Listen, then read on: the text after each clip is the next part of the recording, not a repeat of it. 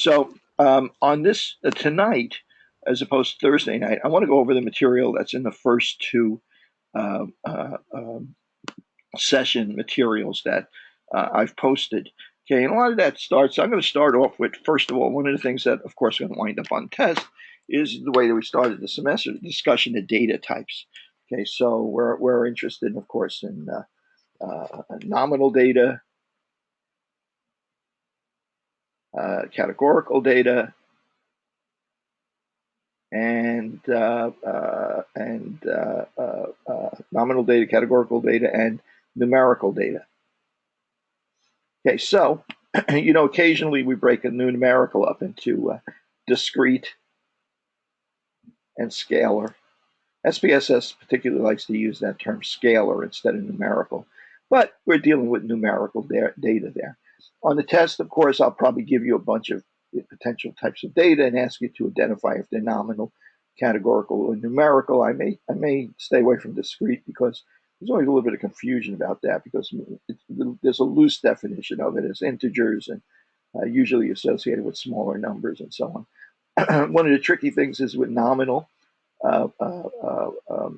nominal or categorical data. One of the tricky things is a lot of times we represent them with numbers. Like, for instance, when we use SPSS and code SPSS, not unusual to use, say, 1 for male and 2 for female when we're defining the variable gender. Then, of course, there's, of course, ordinal data.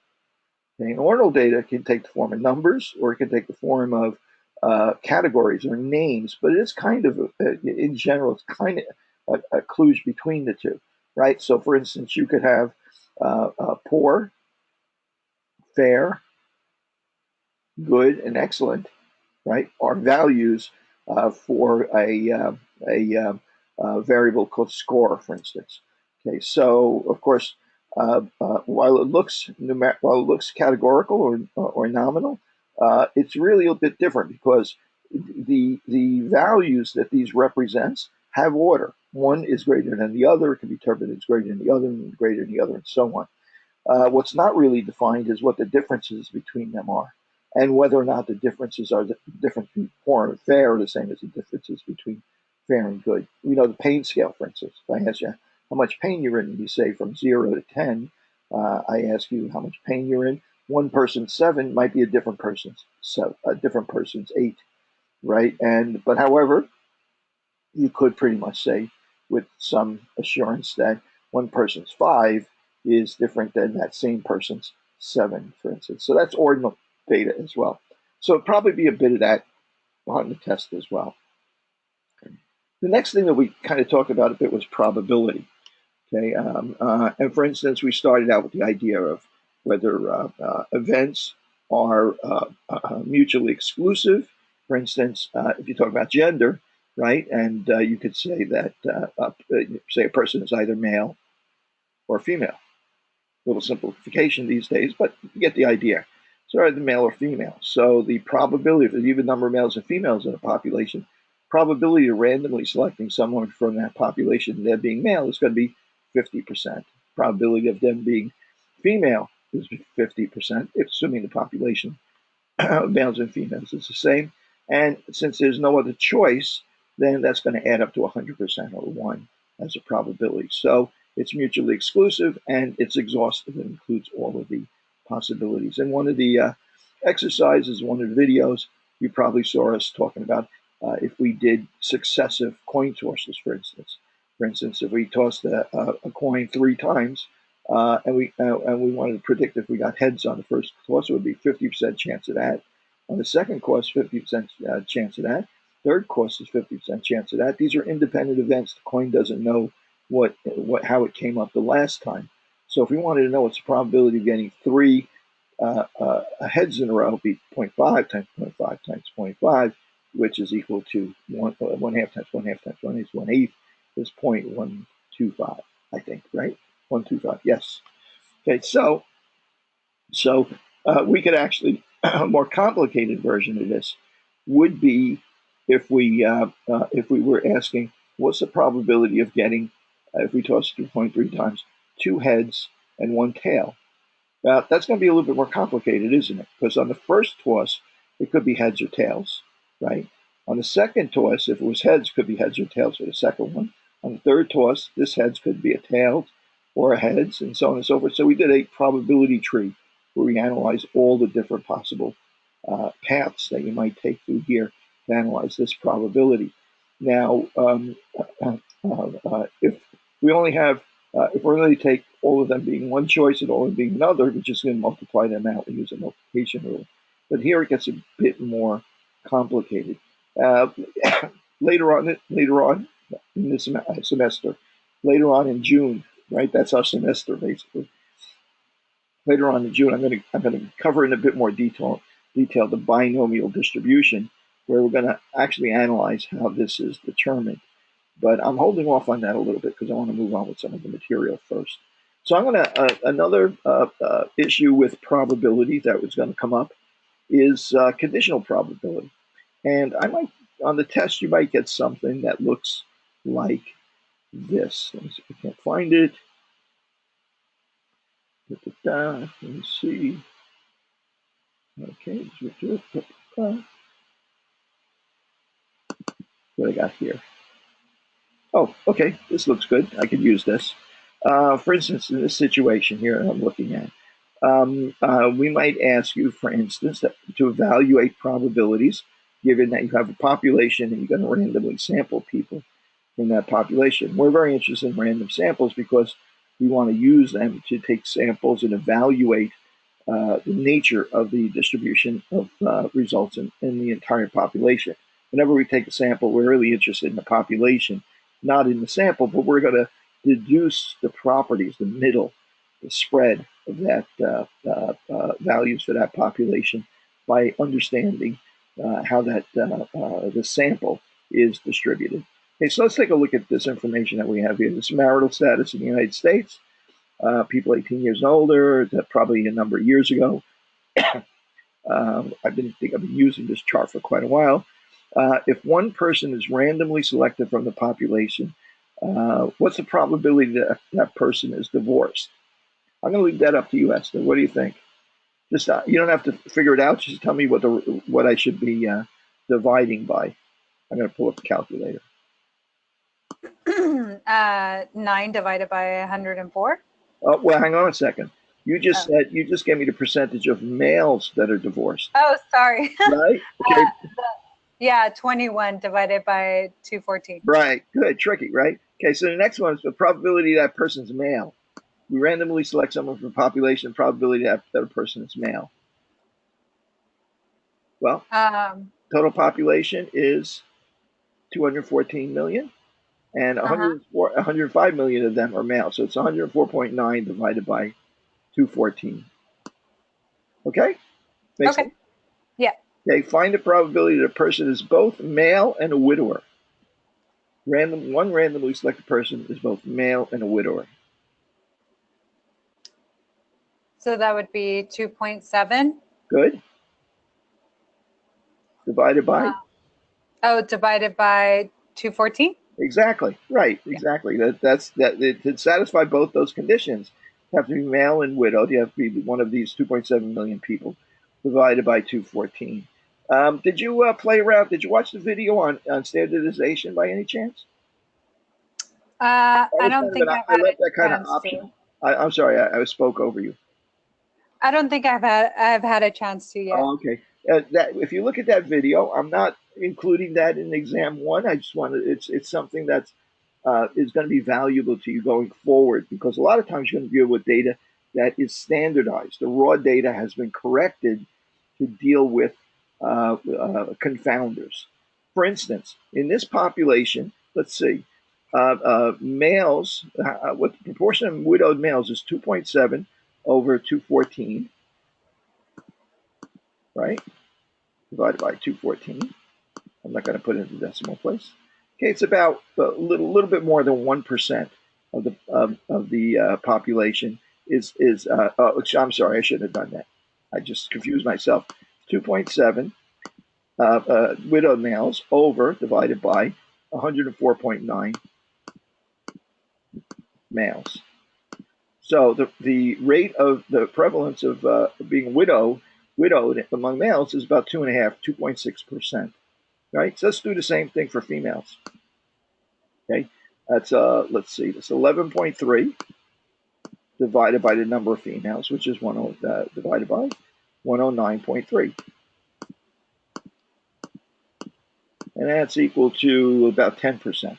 So it's like 4 times the rate. The rate of the probability of being female and widowed is 4 times the probability of being male and widowed. Well, gee, that's pretty interesting, right? I mean, that would suggest that females are at greater risk of being widowed here and stuff like that. Well, what's hidden behind this data that makes this accounts for this discrepancy between the rate of widows that are males and the rate of widows that are females? Which of them live longer, males or females? The Females, right? females. Don't Yeah, females typically live longer? yeah, they do.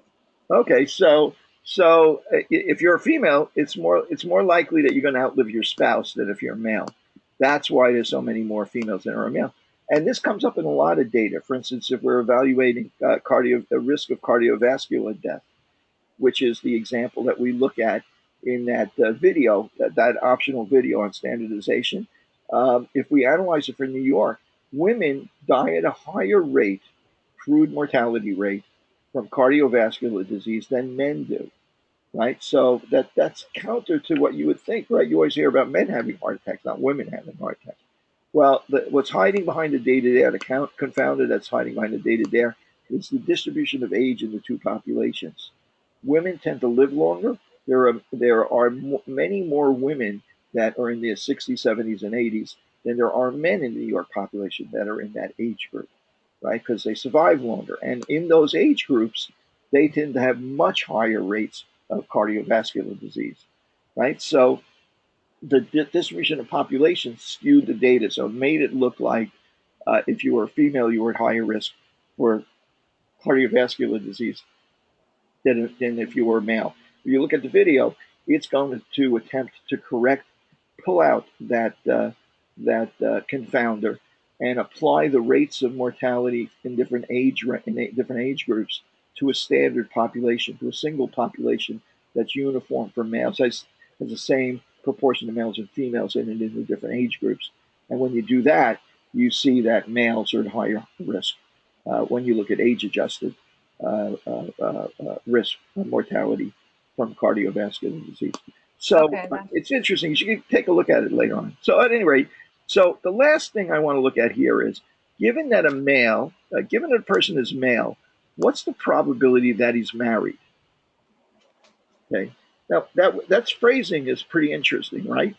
Given that he's male, in other words, given that it's already occurred that we determined that the person is male.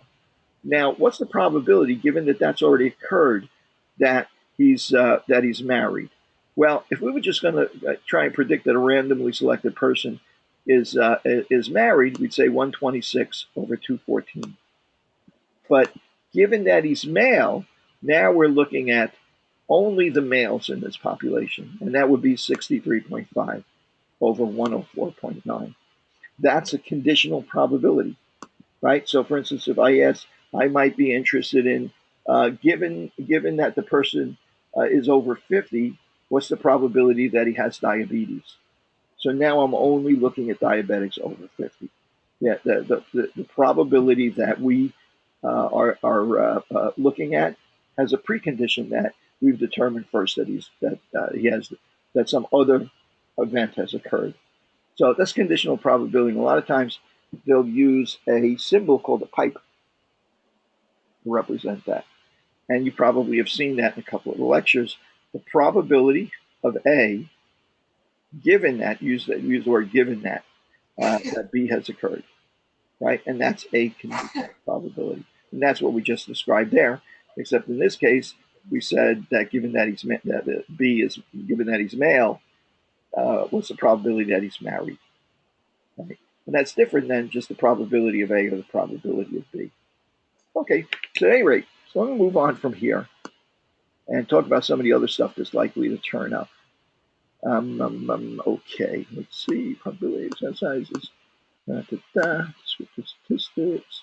Of course, we're going to be dealing with descriptive statistics in assignment 1. We did an exercise that involved Excel. Now, I'm not going to expect you guys to go through this entire demonstration that I did on how you where the terms variance and sum of squares and so on and so forth, where they come in. This was mostly an exercise to get you acquainted where these statistical functions came from. You could actually use built-in built-in built-in um,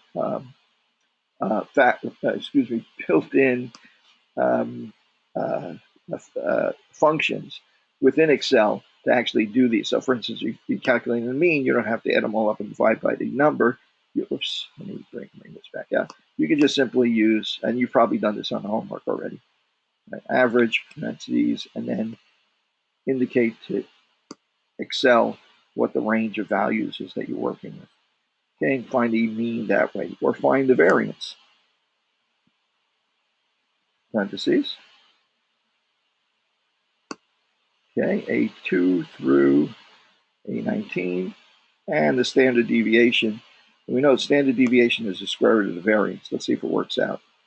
Standard deviation. Notice that there's a whole bunch of different choices for standard deviation. If you click into the f of x up here or wherever it appears on version of Excel that you're working with, it'll bring up a box where you can search for information on that particular function, and it'll discuss the utility for all these other versions of this function. For us, just the plain old standard deviation is going to be just fine. And let's see if it really is the square root of that number. And it comes out to 7.24. 7 times 7 is 49. It's a little bit more. Yeah, it looks right to me. Right? And so on. So percentiles equals percentile. Parentheses. SPSS prompts me to tell it what it needs from this point on. First thing it needs is the array, the list of numbers. And comma, and then it needs the percentile that you're interested in. Since I'm filling this in next to, I think, 75th percentile, I'm going to put 0.75, and it should give me the 75th percentile, the value that represents 75th percentile.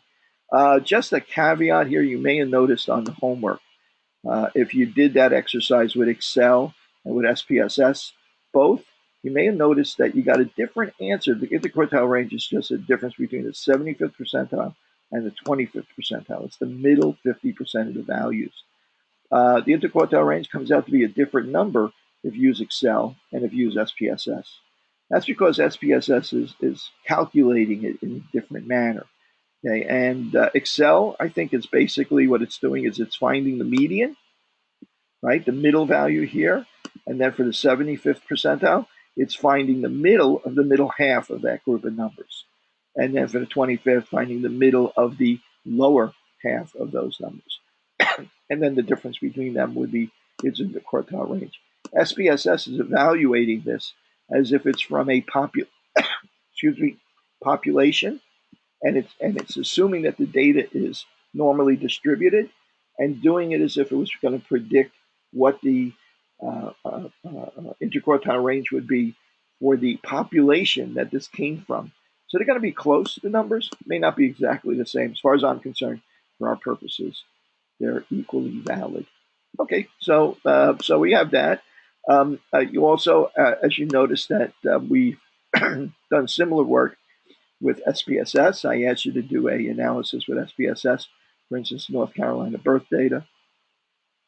I'm going to open this up quickly just to show you. I asked you to do a couple of analyses on here. Okay, and I don't need the introductory page. I'm going to say open data.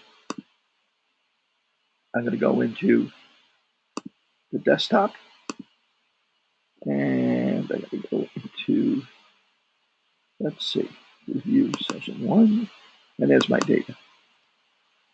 It warns me about it. It uses two different types of data encoding. The newer one is called Unicode, and you can just say yes to that. It's kind of a warning. You can probably, there's probably some place where you can tell it to just default to Unicode and not ask you every time it opens up. Okay, but Analyze. Now, if I want to find descriptive statistics, I can go to Analyze, Descriptive Statistics. I can go into Frequencies. Frequencies, of course, you would only use for categorical data. For instance, the gender of the child. I could do a couple of these at the same time. For the marital status of the mother, right? And I can click. Notice I got buttons here for statistics, but they don't make any sense. Mean, median for a categorical variable, like mean, gender doesn't make any sense. So we don't use those. We just say okay. You can tell it if you want to create bar charts right at this point here, right? We don't use histograms are used for numerical data. Well, I'm going to choose that in this case. Bar charts, pie charts, you can use either one of those. I'm going to click OK. SPSS opens an output window, and it tells us, oh, there's our calculation. The number of males children born is 418. Number of female children born is 382 in this sample. The marital status is 67% are married, 32.9% are not married.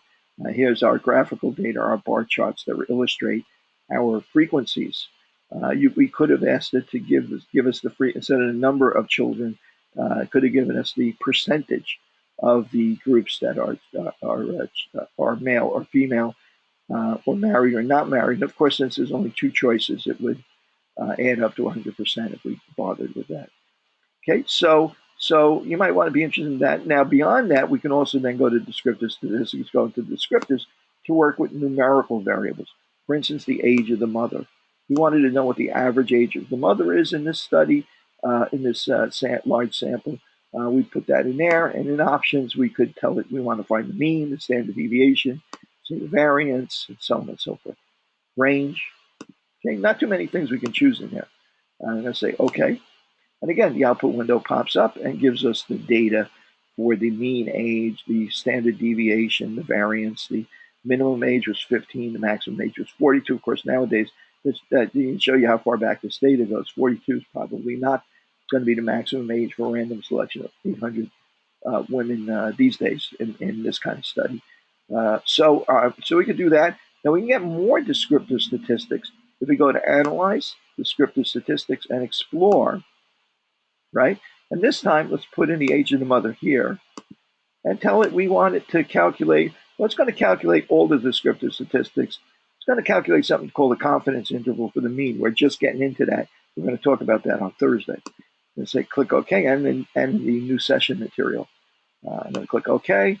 It does our calculations, and sure enough, with all this stuff, it gives us the same mean, of course, gives us confidence interval.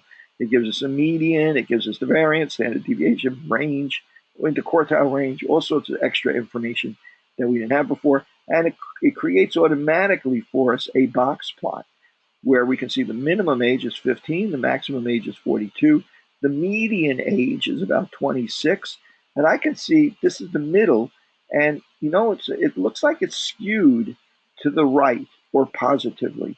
In other words, there are people that are older that are going to pull the average away from the mean, of the median rather. So the average age is a bit higher than the median age is. In fact, if I go back here, we can confirm that here. The median is 26. The mean is almost 27. Right? And we can see that in that box plot. We could probably see it also in the histogram graphs, legacy dialog. I'm a legacy, so I use legacy dialog. You don't have to. Age. And I'm going to say, okay, let's see what the histogram looks like. Okay, and you can kind of see it's a little skewed here, right? We have some values. We have more older women than we have very young women over here. So it looks like it's pulling it away a little bit. We could overlay a normal distribution on here to be a little bit clearer, but you get the idea. It's not enormously skewed, but slightly skewed. Okay, so now the other thing that I can do here is I can say Analyze, Descriptive Statistics. The other function that this Explore function gives us is I can tell it that, I want to know the average age of women, but, I want to know if there's a difference between married women and unmarried women. So I can select marital status, which is a categorical variable, married or not married, and put it into the factor list. And now it will do two analyses. It'll do an analysis with all this information for unmarried women. It'll do it for married women. Okay, so they'll factor it into two groups. Let's take a look at it. And then, as it turns out, the married mothers have a mean age of 29. The unmarried mothers have a mean age of under 23. Right, so unmarried mothers tend to be younger. Okay, and we could do a histogram and so on and so forth. Now look at how big the variance is between unmarried mothers and how much younger they are, and how the variability is so different. You know what these dots and numbers are up here for, right, Esther? Know what they represent? Still there? They represent outliers, right? Sorry. Yes, No, they that's okay. represent. Don't worry about it. No, don't worry about it. They represent outliers. The numbers actually represent the actual subject in our data file. I'm sorry to put you on the spot there. You're the only one here. I can't. Oh no, it's okay. I said outliers. I just had it muted because I'm afraid my dog's gonna bark. Oh no! If there were actually, hi Catherine, we have another visitor here now. If there were like 20 of us here, I'd be concerned about that. But since there's only three of us, I'm not concerned about background noise at this stage. So at any rate, and I'll mute you if you get annoying. I'll go ahead and mute you. So at any rate, Okay. so now, so we have a whole new way that we can analyze. So of course, one of the things we ask you to do in the homework assignment is to copy and paste these charts and tables as an answer into a Word document and upload it with your results. Probably do the same thing on the test. I'll give you another data set and ask you to do a little bit different calculation. Now, I you're going to have several days to do the work on the final. I'm gonna post it probably Friday night or Saturday morning, and you'll have until say Tuesday likely to complete the exam. Uh, uh, okay. so One quick. yes. I just wanted to say that I had the same issue you did with copying and pasting. Oh yeah, I there's Yeah. a bug in my version. I can't. So what I do generally is I use Grab. Okay. I mean, it worked fine with exporting the PDF. Oh, good. Then Oh, you can just do that. yeah. Yeah, Yeah. yeah, and yeah, any workaround that you have that will get the job done. It's fine with me. But yeah, I'm not sure if that's a bug in the version of Word that I have, which it could possibly be, or a bug in SPSS, or it could be in the operating system as well, which Yeah. manages this transfer of images back and forth between documents. But it only seems to be a problem with SPSS. So I have to suspect them to some degree.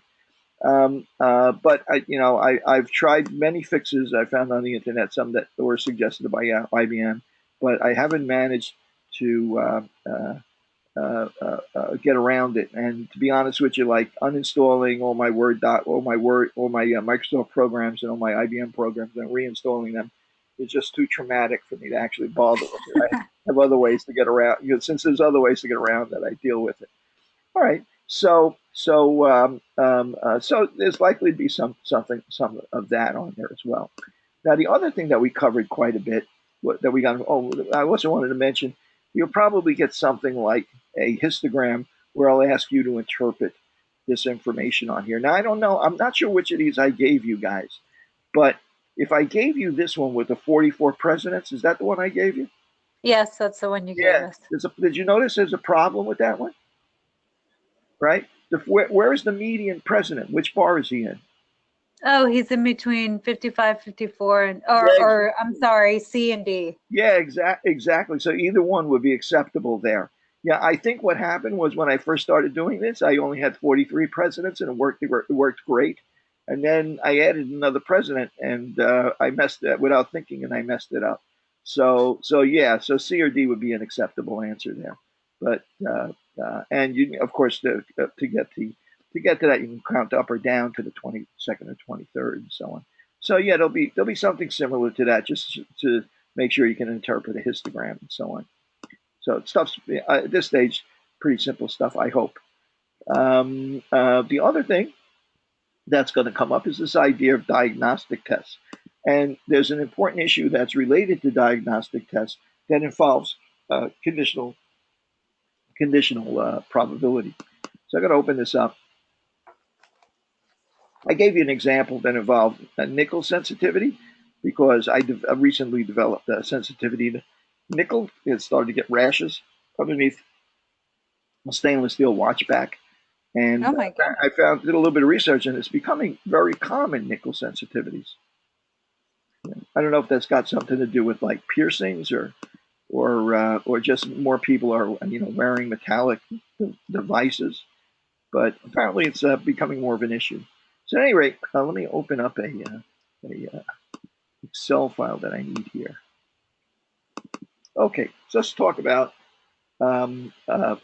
diagnostic tests.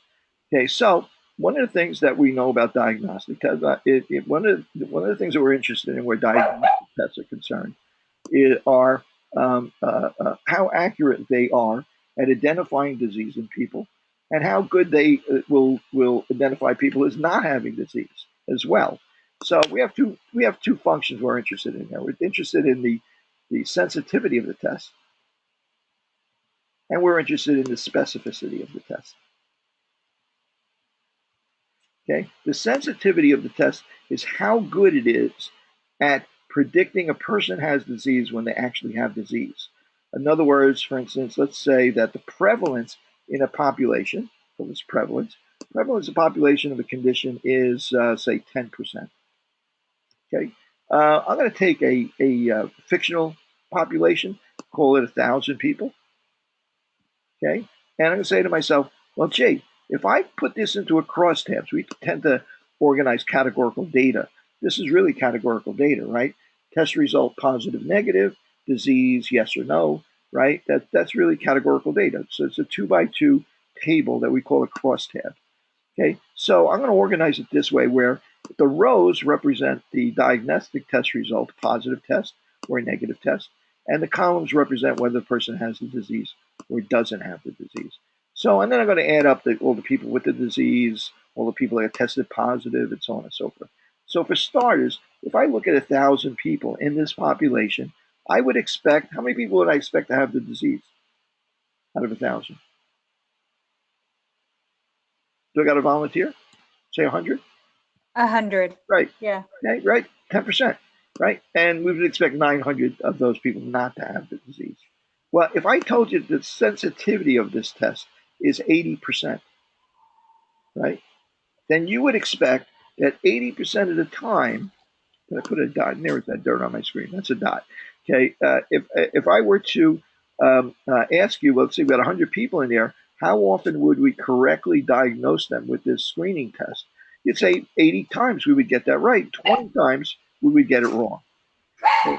So now this value is a true positive, right? This value it's a negative, but these people have the disease, so it's a false negative, right? So let's go across to the people that don't have the disease. There's 900 of them. There's more. This is pretty typical, right? That you would have prevalence that wouldn't be that high. It's actually a pretty big prevalence for a lot.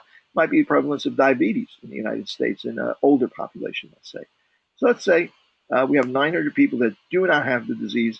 Now, the specificity tells you how good it is at identifying people that don't have the disease.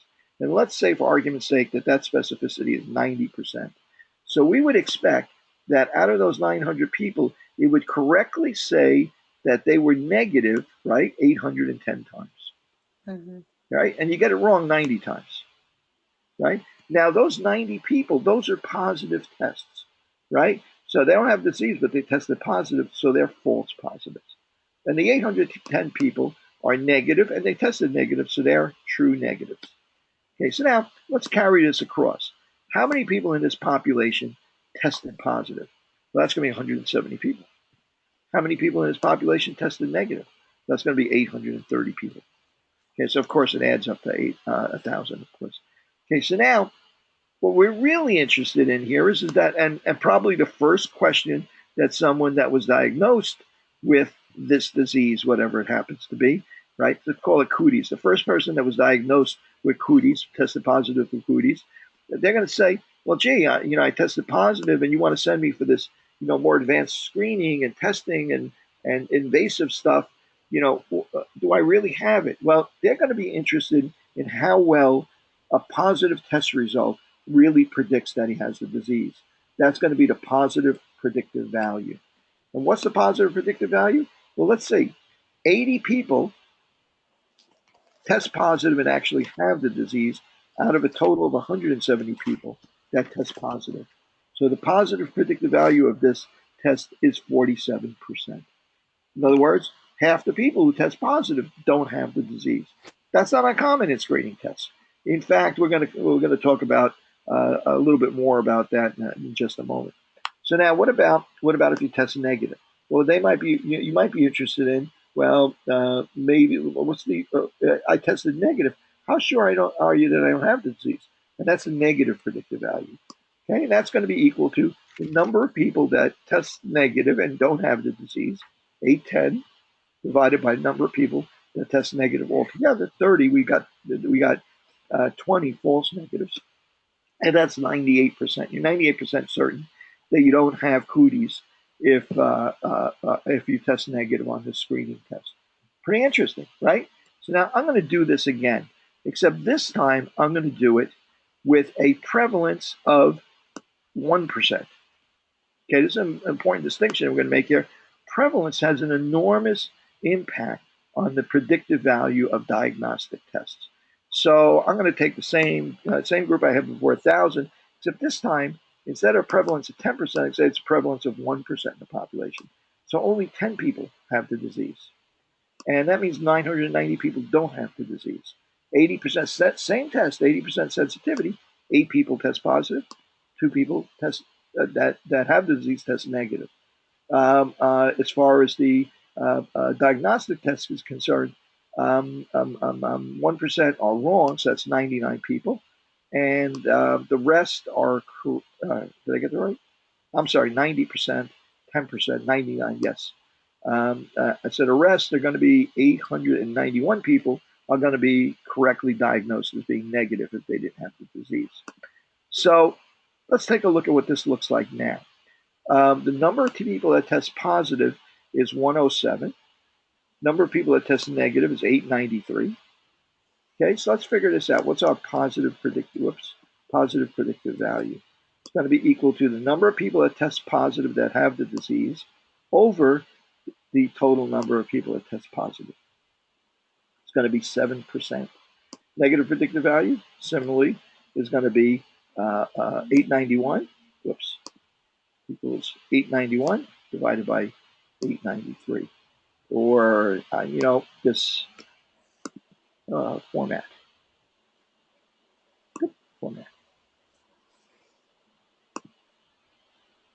Let's give it another decimal place there and say OK. Okay, so the negative predictive value was high to start off with, but now it got even higher. But look what happened to the positive predictive value. It's only 7%.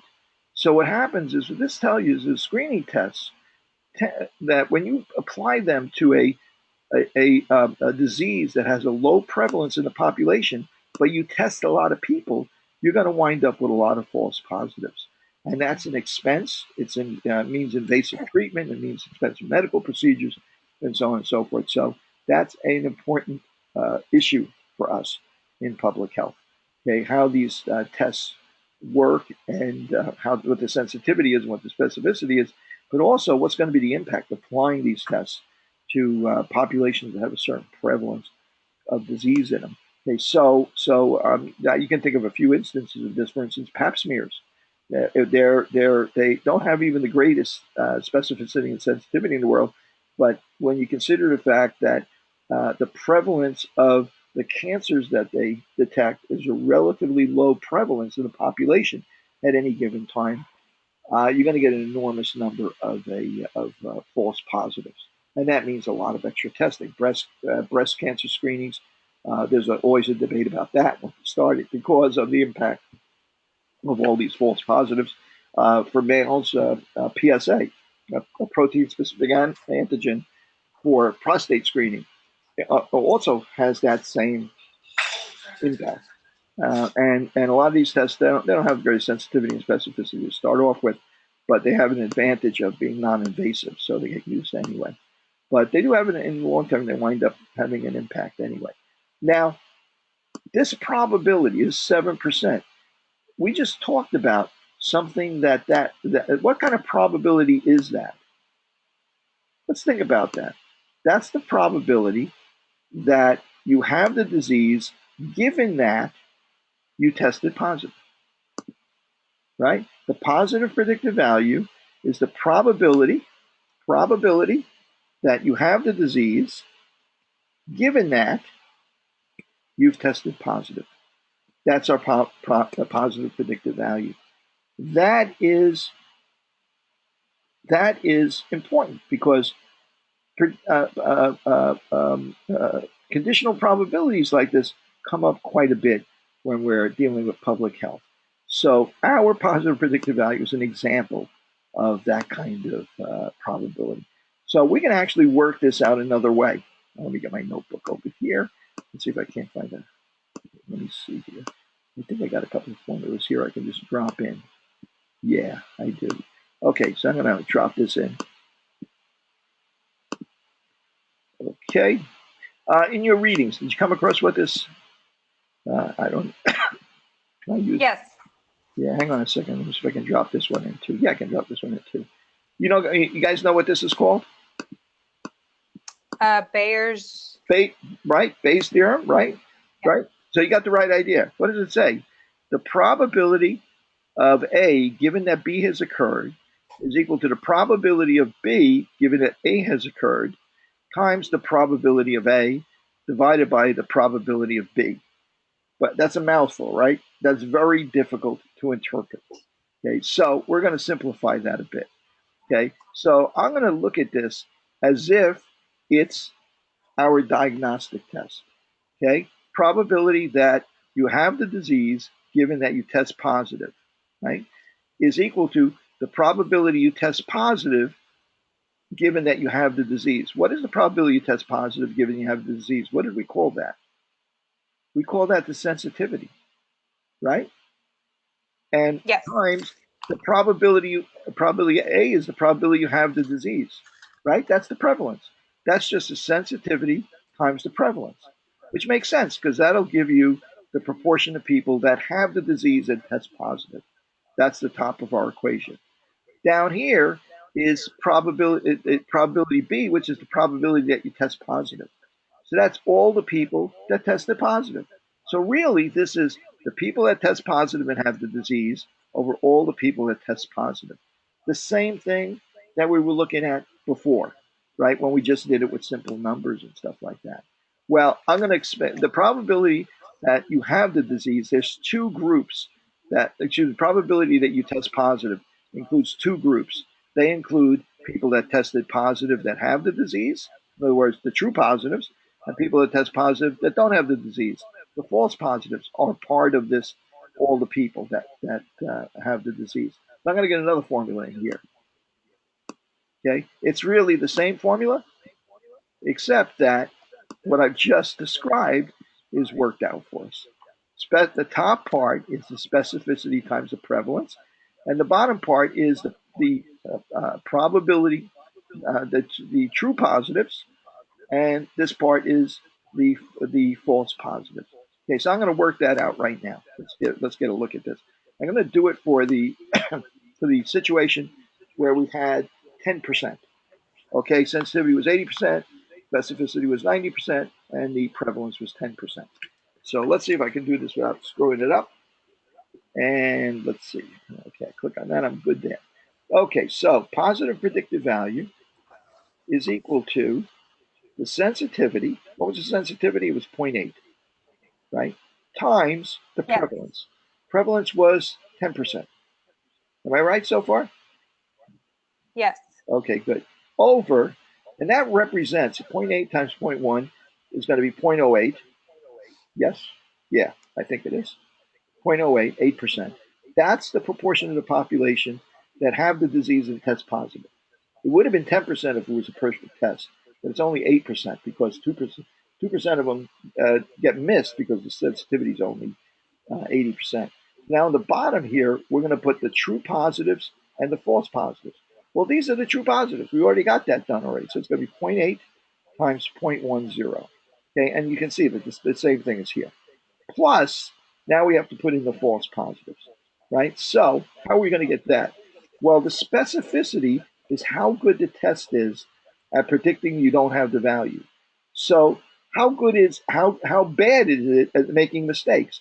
Well, how bad it is at making mistakes is 1 minus the specificity, right? 1 minus the specificity, that's 1 minus 0.9, 0.90, right? In other words, 10% of the time it's going to get the test wrong, right? And in order to get a false positive, it's got to get it wrong on the people that don't have the disease.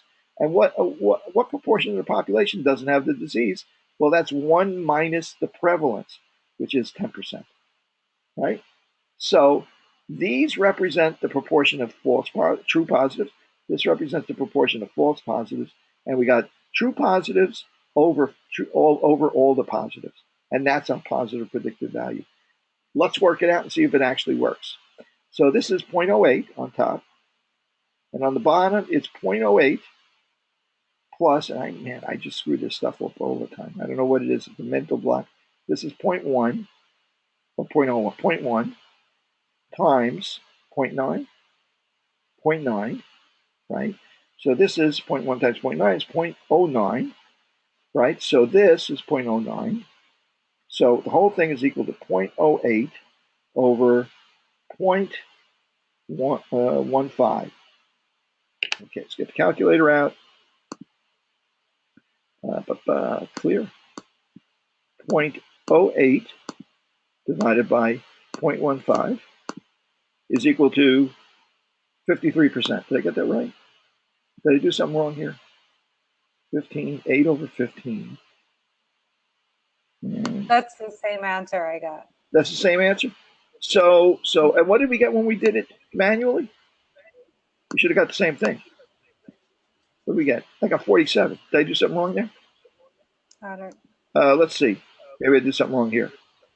900. Sensitivity is specificity. 10%. 80, 90, 10%. 90%, 10%. That's 90. That's 900. That's 170. 80 over 170. 80 over 170. Did I get that right? Equals 80 over 170. Yeah, that's less than 50%. It's less than 50. What did I do wrong here? See what I mean? I have this thing that why can't I get this right? So the first time. Sensitivity times prevalence. Prevalence 10%, sensitivity is 80%. That's good. Sensitivity times prevalence is down here.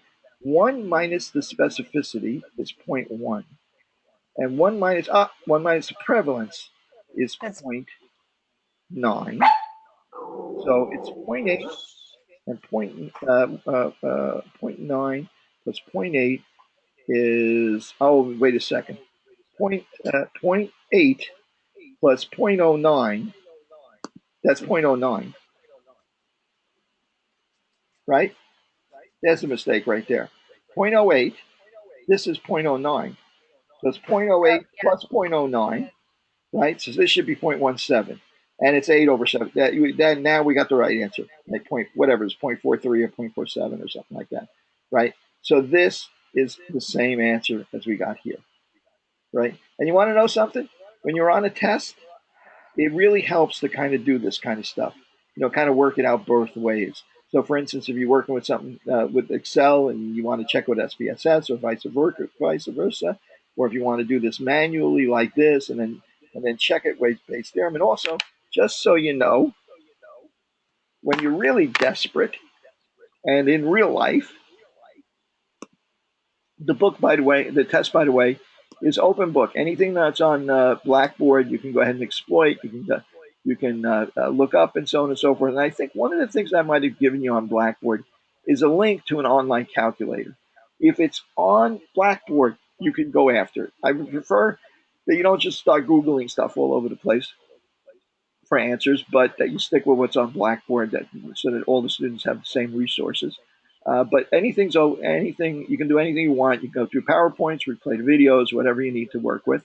You're going to have a limited amount of time. You only have 3 hours to work on the test, so you might want to be prepared, to get your act together. Make sure you can sit down for a little while and work on this and so on. So Bayes, um, um, positive predictive value calculator.